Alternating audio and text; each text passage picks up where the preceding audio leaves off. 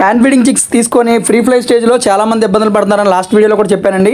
నాకు ఈ 2-3 డేస్లో కూడా ఒక 5 to 6 కాల్స్ అయితే వచ్చినాయి. బోర్డ్స్ని అయితే లాస్ అవుతున్నాం అని కొంచెం కేర్ఫుల్గా ఉండండి దయచేసి. అవి ఫ్రీ ఫ్లై స్టార్ట్ అయ్యే స్టేజ్లో చాలా యాక్టివ్గా ఉంటాయి.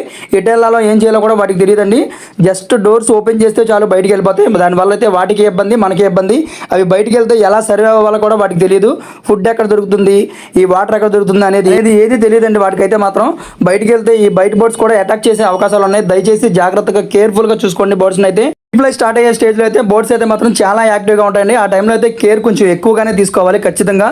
లేదంటే మనం అయితే ఈ బోర్డ్స్ని ఖచ్చితంగా లాస్ అవ్వాల్సి ఉంటుంది. మనకైతే ఈ ఆర్డర్ వచ్చి విజయవాడ నుంచి నారాయణ సార్ అయితే ఆర్డర్ ఇచ్చారండి. ఇవైతే బ్లూ కాంజర్స్ హ్యాండ్ ఫీడింగ్ చిక్స్. ఈ బోర్డ్స్ అయితే చాలా యాక్టివ్గా ఉన్నాయండి. ఇవి హ్యాండ్ ఫీడింగ్ అయితే చాలా చక్కగా అలవాటు చేసిన బోర్డ్స్. ఈ హ్యాండ్ ఫీడింగ్ చిక్స్ తీసుకునే ముందు అయితే హ్యాండ్ ఫీడింగ్ వాటికి అలవాటు చేసిందా లేదా అని అయితే డెఫినెట్గా చూసుకోవాల్సిందేనండి. అవి చూసుకుంటే మీకు బోర్డ్స్కి హ్యాండ్ ఫీడ్ ఇవ్వడం చాలా ఈజీ అవుతుంది. ఇలాంటి మంచి బోర్డ్స్ ఇన్ఫర్మేషన్స్ కావాలంటే మన ఛానల్ అయితే సబ్స్క్రైబ్ చేయడం మర్చిపోకండి. మళ్ళీ నెక్స్ట్ వీడియోలో అయితే కలుద్దామండి. అంతవరకు టేక్ కేర్, బాయ్ బాయ్.